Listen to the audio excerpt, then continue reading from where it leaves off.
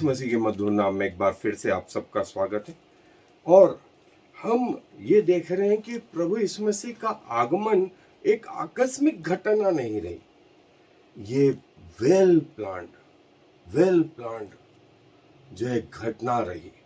और प्रभु ने जो है ये बातें जो है भव्य रीति से जो है बताई। और हम मूसा के तंबू में प्रभु यीशु मसीह के प्रकटीकरण को देख रहे हैं। और आज मैं ये बताना चाहता हूं कि उसमें 3 फाटक थे।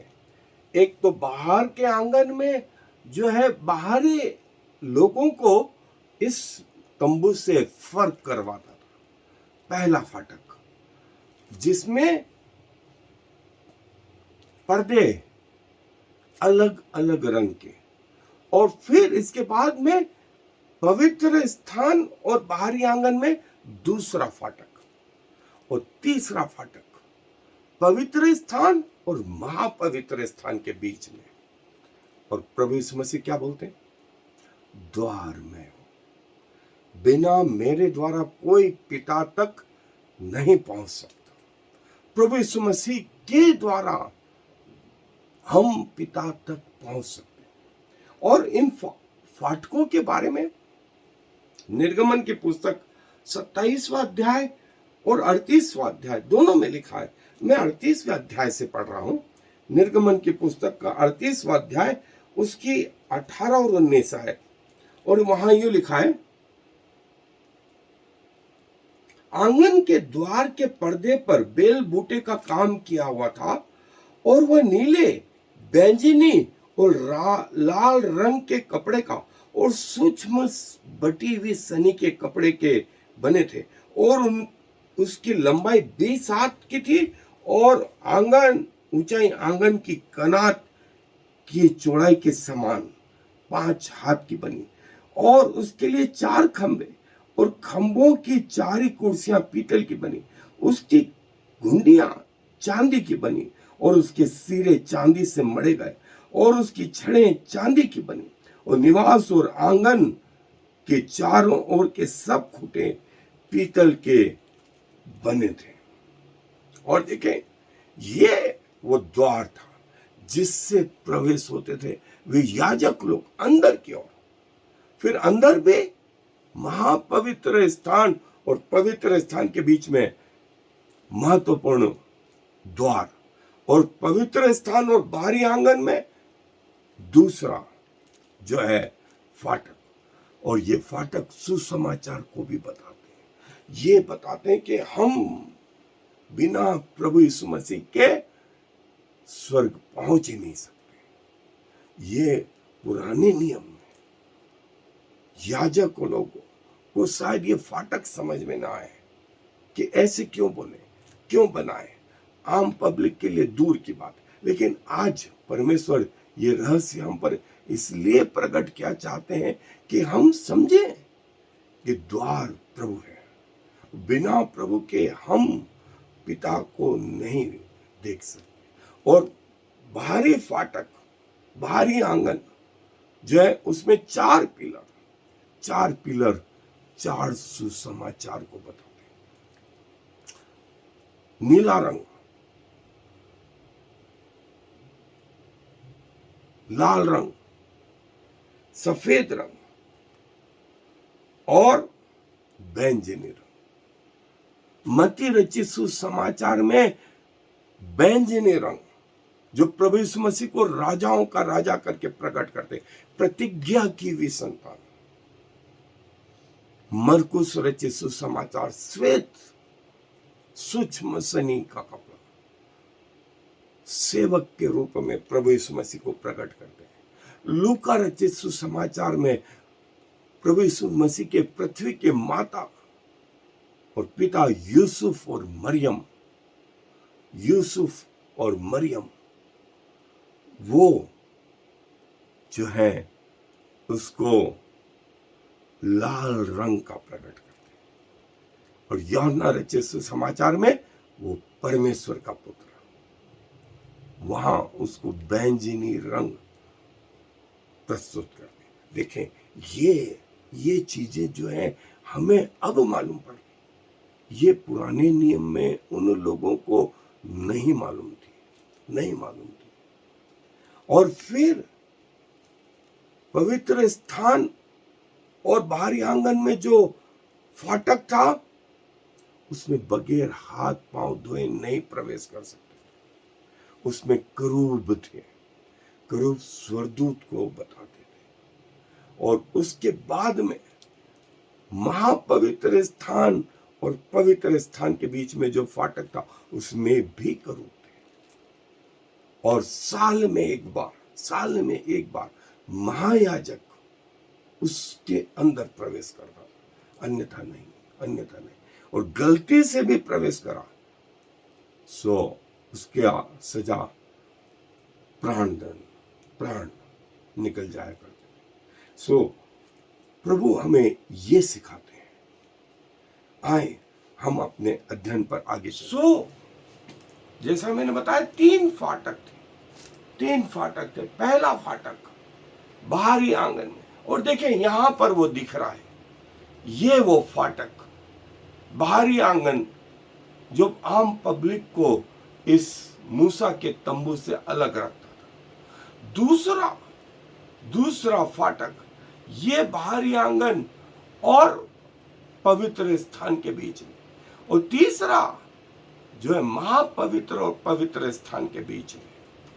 और देखें फाटक और उसके पर्दे और उसके लकड़ी, चांदी का वो ऊपर टोप और वो पीतल का नीचे का बेस, ये हम सब देख चुके हैं। और उसकी जो है ऊंचाई इन बाहरी आंगन के जो श्वेत कपड़े थे उसके समान थे।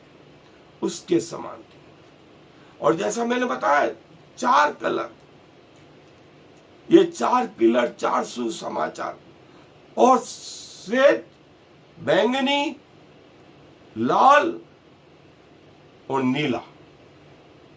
और देखें यहां पर भी 5 पिलर और 4, ये 4 सुसमाचार को प्रकट,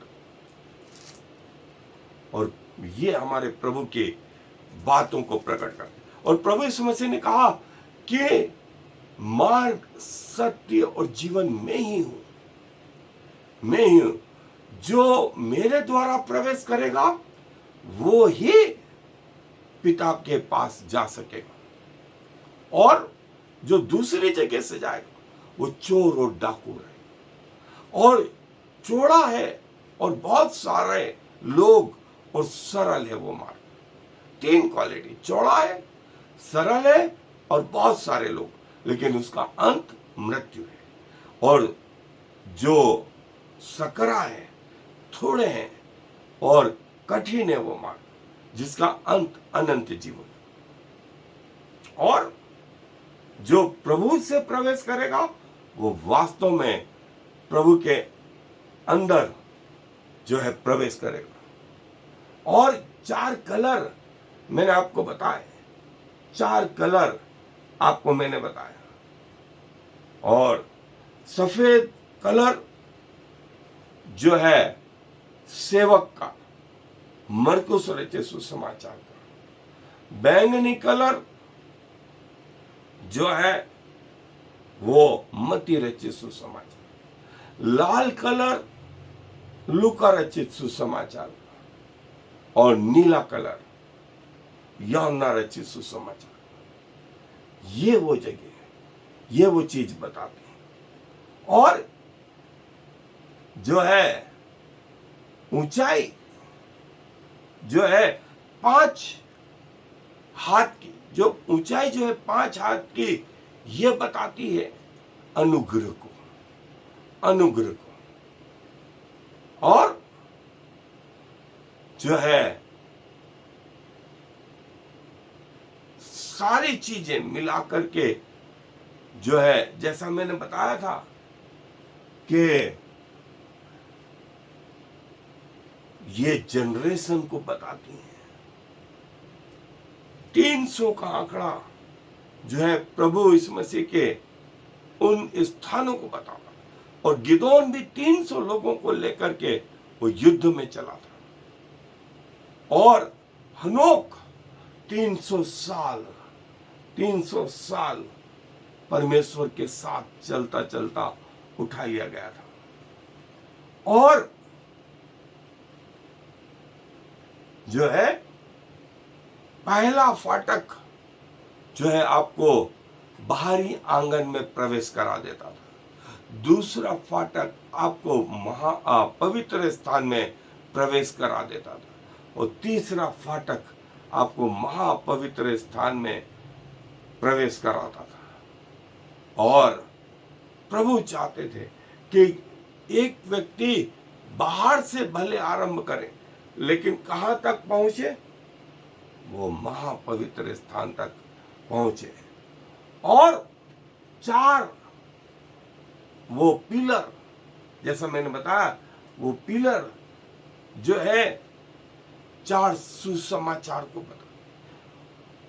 बीच में वो बबुल की लकड़ी के, वो लकड़ी जो है पुनरुत्थान को बताते। उसका टॉप चांदी का जो छुटकारे को बताता, और उसका बेस पीतल का जो स्थिरता को बताता है। और जो रस्सी थी वो त्रिएकता को गुथी हुई थी। और जो खूंटे थे वो आधे जमीन में और आधे ऊपर, वे जमीन मृत्यु को और आधे ऊपर पुनरुत्थान को बताते थे। देखें, ये सब चीजें प्रभु को प्रकट करती थी। ये हमें सिखाती है, ये हमें बताती है। 3 द्वार, ये बाहरी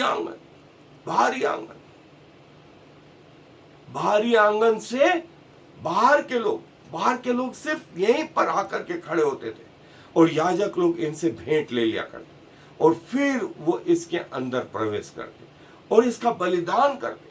बलिदान के लहू को इस वेदी पर चढ़ाते, और लहू का कुछ हिस्सा महायाजक अंदर लेके जाता। और वहां जो सोने की वेदी, वहां पर प्रभु के सामने जो है छिड़कता और इनके लिए पश्चाताप करता, और उसकी प्रार्थना सुन करके ये बाहर खड़े हुए व्यक्ति के पाप क्षमा हो जाते। देखिए कितनी जबरदस्त प्लानिंग, कितनी जबरदस्त प्लानिंग। ये वो परमेश्वर, ये वो बाहरी आंगन में ये याजक ने ये यहां से बैल, भेड़, बकरी, पक्षी, यहां तक आम पब्लिक को यहां तक इजाजत। इसके बाद याजकों का स्थान, याजकों का कार्य शुरू होता।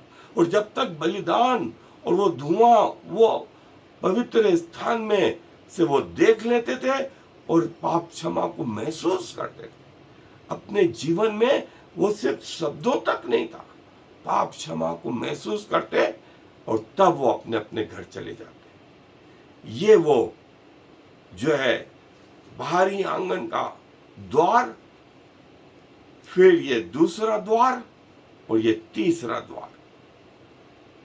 और आम पब्लिक इस द्वार तक, जो याजक है वो इस द्वार तक, और महायाजक इसके अंदर साल में एक बार।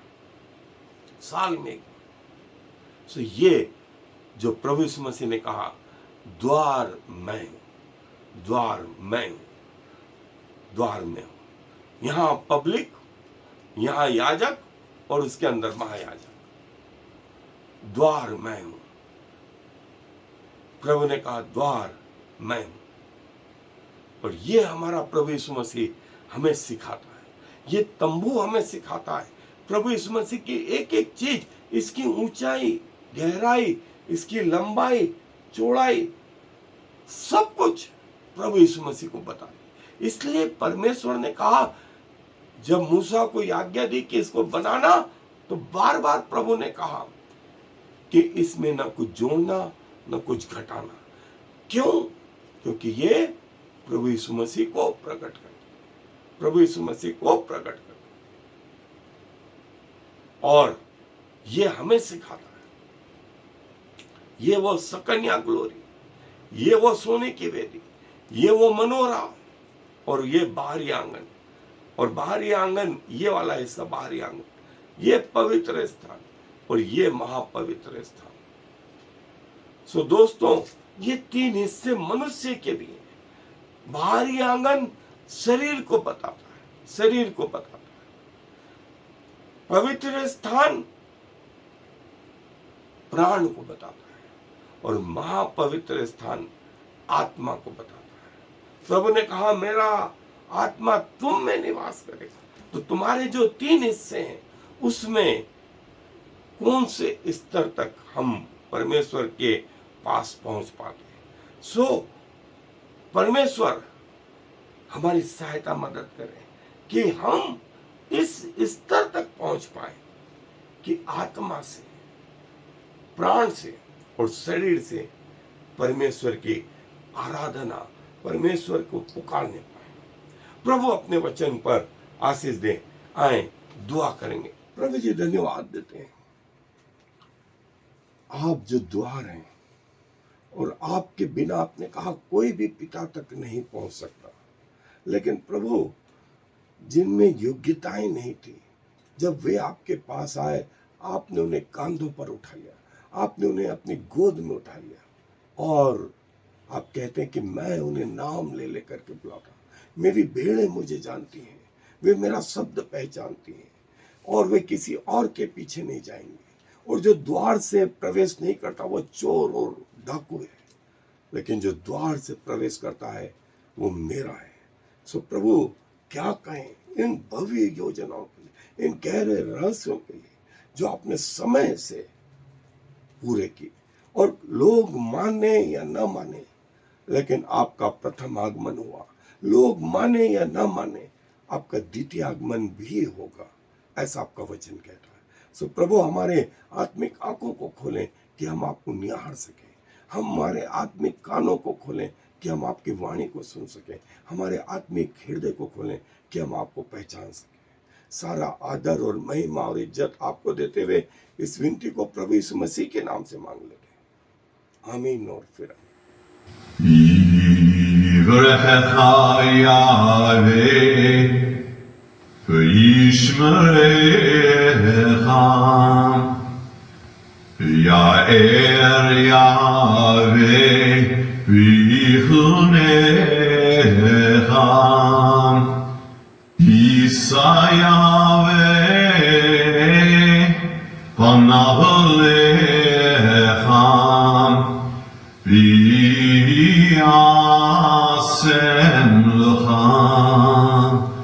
Shalom. May the Lord bless you and protect you. May the Lord smile on you and be gracious to you. May the Lord show you his favor and give you his peace.